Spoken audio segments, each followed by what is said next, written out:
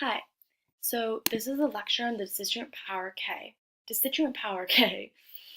I'm gonna kind of have to zip through some stuff because I have a limited time on the screen recorder because it's a free one I found online with a time limit. So let's go. So this is the question that I think you guys should be thinking about throughout the entire lecture, in that it kind of captures what I think is the main difference between the K and the AC, or where the K and the AC give different answers. And the question is, how should we engage with and understand the law? So with that, let's go. So I'm going to assume most of you guys have had a K lecture, so I'm not going to go through this really quickly, but just a quick reminder. The link is what's wrong with the AF. What understanding or assumption do they have that is bad? The impact is, why does that matter? Imagine that like a dissat. The alternative, what should we do instead? What other understanding or what other assumptions should we make that are better and that resolve the link? Kind of imagine this like a counterpoint, in that it is an alternative advocacy that we are supporting.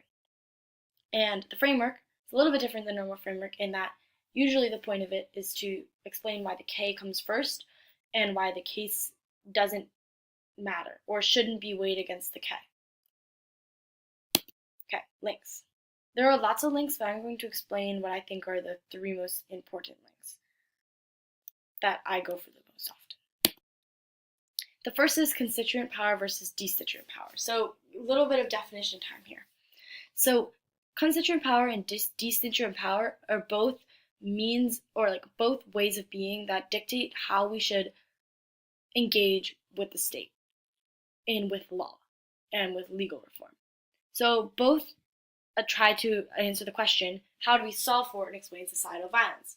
A theory of constituent power says that we should try to change the laws to make them better, i.e. through legal reform, and through investing ourselves in the system in order to improve it. And constituent power also says that violence is caused by bad and corrupt laws. So, for example, the problem with mass incarceration, they would say mass incarceration is caused by bad laws, such as plea bargaining or mandatory minimums. And in order to change that, we should engage in legal reform. Destituent power, on the other hand, says that we should refuse to acknowledge or invest in the law, i.e. there should be no legal reform. Why?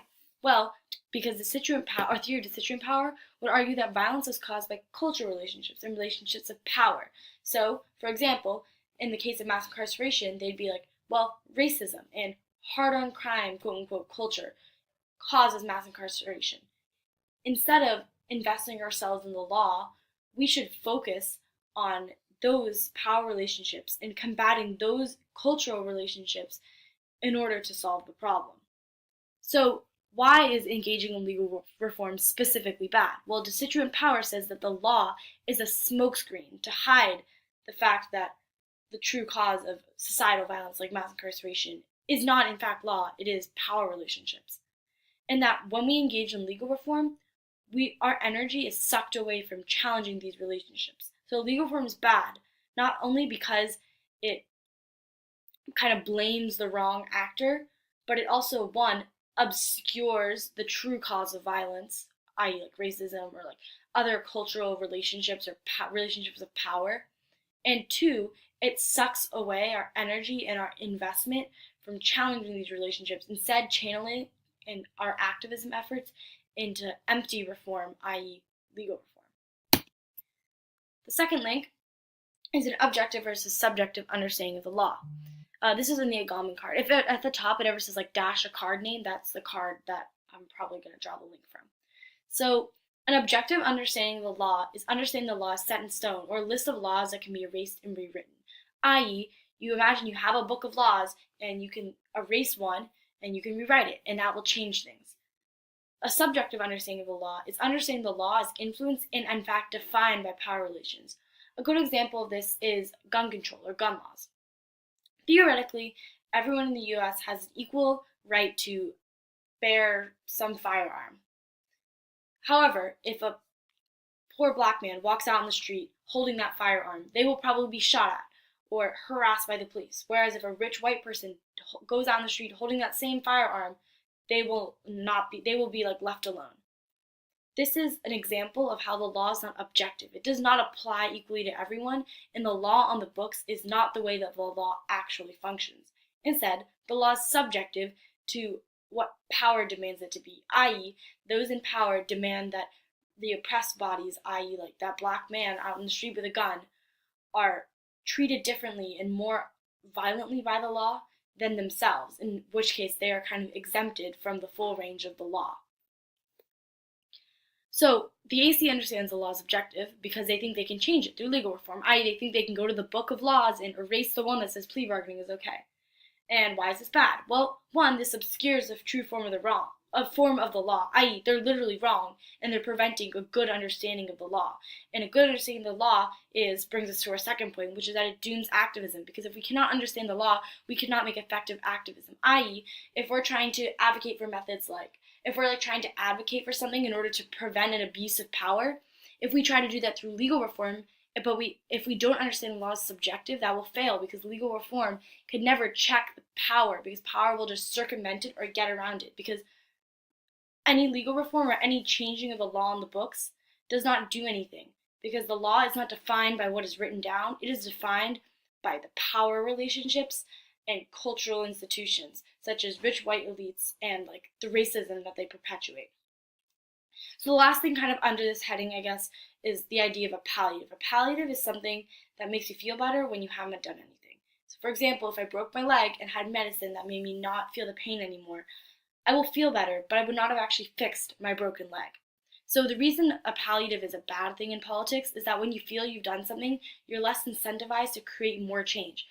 So in the example of the AC, or a typical mass incarceration AC, after you pass the AC, policymakers would be like, yay, we helped fix mass incarceration, even though they didn't do anything, because legal reform is hollow politics. They will feel like they've done something, which means we're less likely to do things such as target racism or target the power relationships that cause mass incarceration in the first place. Last link is about freedom. So the question is, where are you free? The AC says you're free if you're outside of prison, i.e. you're found not guilty. But the K says that we live in a society of control where the oppressed aren't free even outside of prison.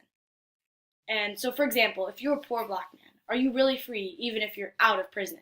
You're probably not, because you're still oppressed by cultural institutions and power relationships like racism or capitalism or stuff like that. So the AC's characterization of the free and free dichotomy being inside the prison, outside the prison, reifies a society where the power's absolute control to oppress. One, because it's just the wrong way of understanding it. And two, because this sort of, oh, you're outside of prison, therefore you live in free society, is used to placate the oppressed and justify social positions, i.e., you tell that poor black man, well, at least you're not in prison, at least you're a free man, and that is used to justify the fact that he is oppressed and held in a lower social position due to cultural institutions like racism or other discrimination or capitalism, where the white elites use the idea of him being a free person, i.e. that he's out of prison, as a justification to hold him down, even though oppressed bodies are never truly free. So what is the alternative? First, we need to understand what destituent power is a little bit more. Destituent power is outlined in the BOUGSTY Marshall Card.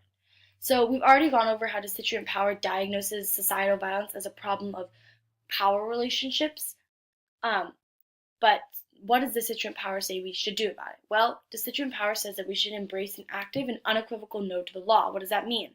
It means that we should deactivate the law by withdrawing our collective investment in the law, which is called divestment, or divesting. And by recognizing that the law is irrelevant, we can expose the law's irrelevance and powerlessness. So imagine this. If we all woke up one day and forgot that the law existed, pretended, or just all agreed to pretend it didn't exist, would it have any control over us anymore? No, because the law only exists insofar as that we grant it power by buying into it and by investing in it. Imagine the laws like the Kardashians. The Kardashians have power and have fame because we talk about them and we invest in them. Whether it be positively or negatively doesn't really matter. What matters is that we invest our energy into talking about and into talking about and animating their fame and therefore their power. So if we all just refuse to talk about the Kardashians altogether, they would literally become irrelevant. So Destituent power says that we should just deactivate the law and divest our energy from the law. And in doing so, we can collapse the smokescreen that is the law and reveal the power relationships that actually cause violence, like racism. So an example of this would be not showing up for jury duty. In that is an active refusal to acknowledge the law or to invest your time and energy into the legal system. So the alternative I'm going to explain, because it's what I'm most familiar with and the one I'm reading most of the time, is whatever being, and that's outlined in the Caldwell card. Whatever being is a type of destituent power. And so in order to understand it, we need to ask the question, how does the legal system enforce control? Well, it enforces control through a system of classification, i.e. innocent versus guilty, prosecutor versus defendant, etc. And in doing so, by classifying us, is able to cement our rules and therefore controls our actions. Whatever being is a refusal of the classification of the legal system. And because the system is built on classification, whatever being effectively monkey wrenches the system by monkey wrenching the network of classification that it relies on. And when we're able to kind of collapse the legal order by refusing to be classified by it, we're able to open up the potential for challenging cultural institutions and power relationships because we no longer have all our energy sucked away through legal reform. So there are two main mechanisms of solvency for this all. I would say one is that you're able to take away your energy from, or take away your affective energy from investing in the legal system and legal reform, and instead invest your energy in more fruitful types of reform and effective types of reform, i.e. engaging in challenging, or challenging structures like racism, capitalism, or stuff like that. And the other method of solvency I would explain was that you literally collapse the law, in that if people do not buy into the law, it has no control and it has no relevance. So an example of this would be refusing to check like citizen, non-citizen, etc., stuff like that on forms. So impacts, why does this matter? So I'm going to explain 3 impacts. I'm not going to spend a long time explaining them because usually this isn't the part of the K that's super contested. So the first one is value to life, which is outlined in the AGAMBEN card. So I want you to think back to the freedom link, which talks about how they reify a society of control where people's value of life is reduced to nothing because we're simply controlled and oppressed by power and the people in power. So basically, the argument here is that if we live in a society where we're constantly controlled and oppressed, there literally is no value to our lives. So weighing. Why is this important? 1, it's a prerequisite to caring about their impacts, i.e. if their impact is extinction, why do we care if we're dead if we have no value to our life in the first place? And the second one is that big impacts like extinction are kind of securitized or used by people in power to justify oppression at home, i.e. they're like, we need to prevent this giant war or something like that, so we can't address stuff like racism or structural issues or poverty or oppression that are going on. So these are reasons why we should care about giving oppression, or not giving oppression, relieving oppression and giving people value to life. The second impact would be colonial war, which is outlined in the LAZZARATO and ALLIEZ card. So first off, what is colonial war? Well, it's kind of like a catch-all for kind of violence enacted through racism, sexism, poverty, etc. And also capitalism, which sucks too. So the argument here is that structural interstate, i.e. happening within the national boundaries, impacts that result from a reification of the current dominant power relationships. So I want you to think back to the network of classifications that we discussed in the whatever being alternative, which are upheld by the legal system. So these classifications lead to inclusion and exclusion, which are direct factors in racism and oppression. So I'm not going to give a full explanation of why you should explain that structural issues outweigh, but we probably should have to do something explaining how probability matters a lot and how we should address the real life oppression going on and filter all evidence through the sort of probability lens or structural violence first lens, in that we know for sure it is happening right now.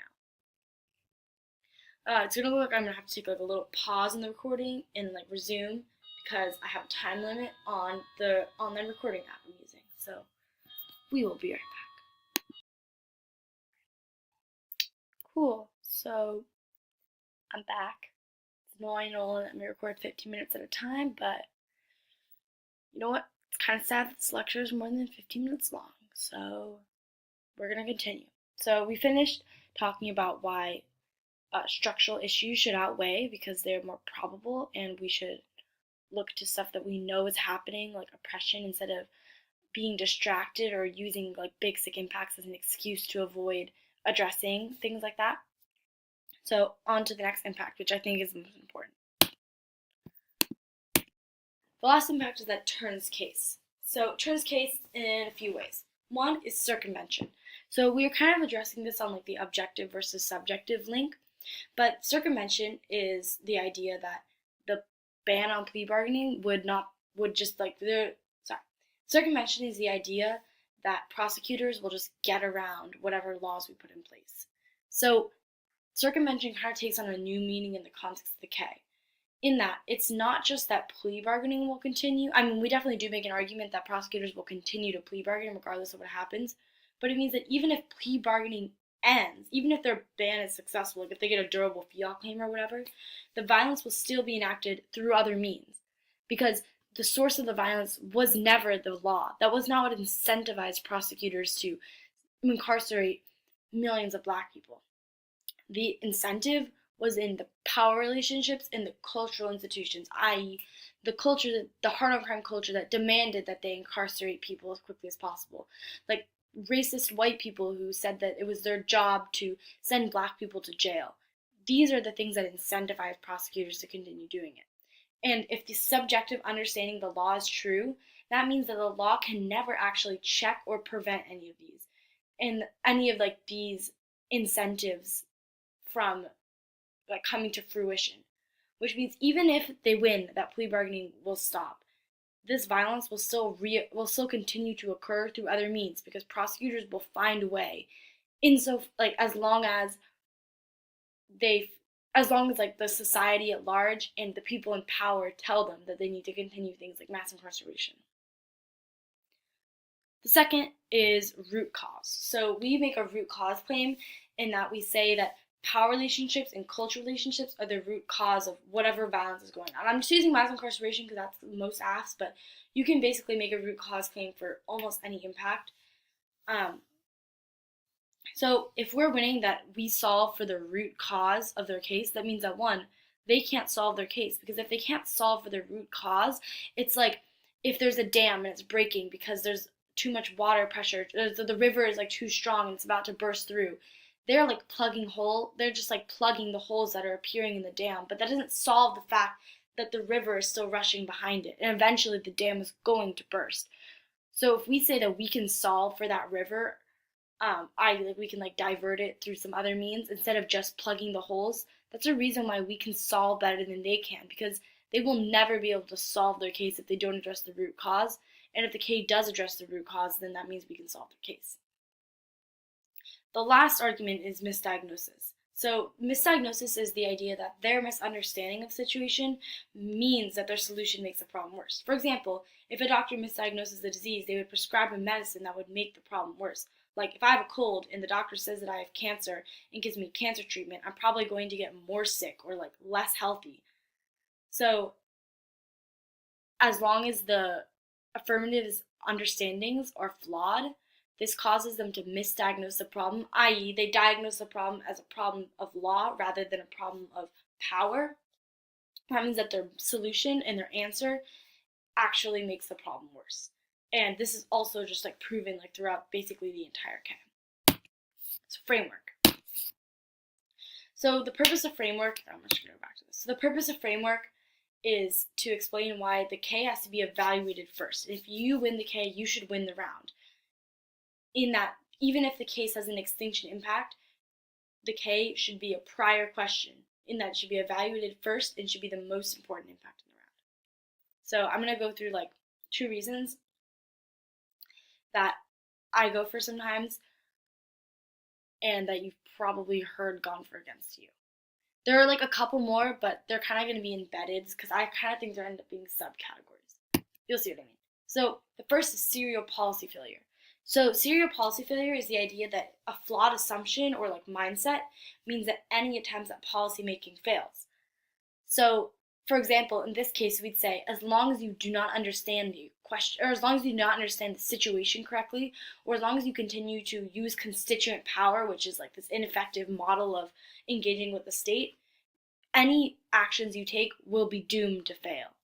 So, therefore, the K has to be a prior question, because they have to prove that their understanding or their diagnosis of the problem is correct, or before they can go on to justify why their solution is a good solution. Because if we win that their understanding is wrong, that means any solution they generate will be bad. Underneath this are these questions of sociology and epistemology. Sometimes these are extended as independent reasons why the case should come first, or independent subpoints under framework, but I'm going to explain them here because I feel like this is where they fall. So sociology is the study of how we should understand structural issues in society, basically. I didn't find these definitions online. I kind of just made them up, so I'm not sure if they're 100% accurate. But basically, sociology makes the claim that I was just talking about, in that if they don't have sound or correct sociology, meaning that they don't understand structural issues in society correctly, that means that all of their literature and all of their solutions are corrupted, i.e. all of their authors are writing under the guise, or writing under the assumption that constituent power is a good model of engagement. So if we prove that that underlying assumption or underlying understanding that is throughout their entire case is wrong, that means that they do not get access to their impacts because their impacts are proven to be wrong. So they have to prove that they have a sound sociology before they can weigh the case. Epistemology is kind of similar. Epistemology is the basis of knowledge that the AC relies upon. So in a similar way that they have to prove that they understand structural issues in society correctly, they also have to prove that their knowledge claims and the knowledge claims that their authors are drawing upon are sound and are correct. And this begs the question of the links to a certain extent. In that, if you're winning a link, that's probably a reason why the authors that they're drawing upon draw upon faulty knowledge. I'm sorry if that was a little bit convoluted, but I'm going to move on to the next one. So the next one is fiat is illusory. I don't know if you guys want to go for this one or not, but I'm just going to explain it really quickly. So the idea is that the plan never passes. Even if they win, even if the judge signs the affirmative ballot that plea bargaining should be abolished, plea bargaining is never abolished. They don't save those millions of incarcerated black people that they claim to save. They don't actually do anything. And so therefore, they cannot weigh the case because the AF policy never passes. So the only material impact that ever happens or that the judge has control over is what type of pedagogy they endorse and allow to percolate through educational spheres. And that's a reason the debate should come down to our model of being an understanding of law versus their model of being an understanding of law. The argument here is that the judge can only affect one real thing. He can only affect which pedagogy or which understanding is endorsed and recognized in educational places. He cannot save the entirety of the world like the AF case claims to say he can. But he can choose the better model of understanding the law, which helps us become better activists in the real world, because if we understand the law correctly, that's the first step towards being able to dismantle it or challenge whatever causes violence. So I don't know if you want to go for that one, but I just thought I'd spend a quick second explaining it. So some other stuff just really quickly. First, a recap. I'm not going to read the slide aloud because it's basically what I just said, but if you want to pause it and read this over just to make sure you're with me so far, this is a recap. Okay. So at the beginning of the K, we sometimes read this story about shooting an elephant, and you kind of might be wondering, what's the point of this? Well, shooting the elephant makes a claim about role playing. So basically it says that, so you'll have to read through the story first, but basically after you've read the story, you probably should come back and listen to this. So in the story, it's an example of everyone within the system just doing what they think their role, quote-unquote, role is. For example, Orwell's quote-unquote role as a white man is to shoot the elephant because he's the colonial guy with the gun. And in the same way, the prosecutor's quote-unquote role is to be hard on crime because that's what the cultural demands placed on their office are.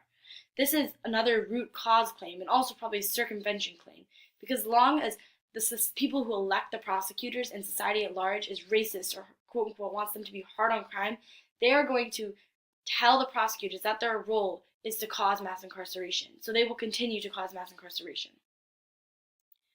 Yeah, so this is also a reason that they can't change the culture, or which means they can't change prosecutorial actions. So they have no solvency. So just like a quick explanation of how you should be going for the K. When I go for the K, I like to break it down into a few parts. First off, you should be giving an overview, which is a general thesis of the K. Then you should be going through the links. You shouldn't go for every link. You should go for like 1-2 links max. The next, you should go through framework and impact. You should explain everything I just explained to you about how they shouldn't be able to weigh their case, but you should also weigh, even if they win that their case is true, why the K is more important. Then you should go and address the alternative. They're probably going to make a perm. You should address the perm there too. And then you should go into their case. All your case offense should be in the context of the K. So if you're going to want to go for like case offense that's like legal reform fails, you should explain that in the context of the K, or like a circumvention argument should be explained in the context of the K. So now I'm just going to go through like 2 arguments that I think are like pretty common, the most common ones against the K, and why they're wrong. And I only have like a little bit of time left, so let's go. The first is non-reformist reform. Non-reformist reform claims that the AF would take away power from the state, so therefore they're like not legitimizing the state, they're taking away power from it. This is kind of silly for a few reasons. One, they're still animating the law. Our K proves that any attempts to fix the law, even by removing power, actually reinforce the law's power over us. That's BOUGSTY Marshall. Think back to like the Kardashian example.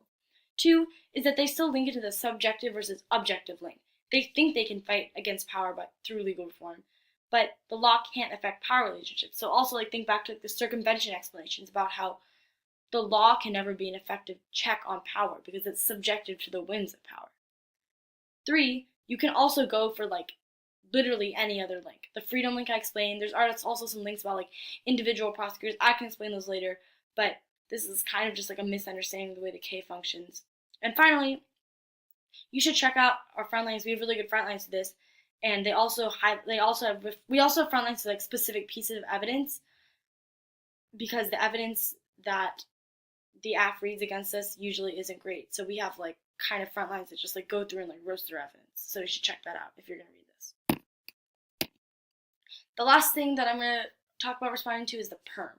So there are like a couple answers that should just be on your checklist every time you hit a perm with reading this K and just reading any K generally. 1, the links are disadds to the perm. What does this mean?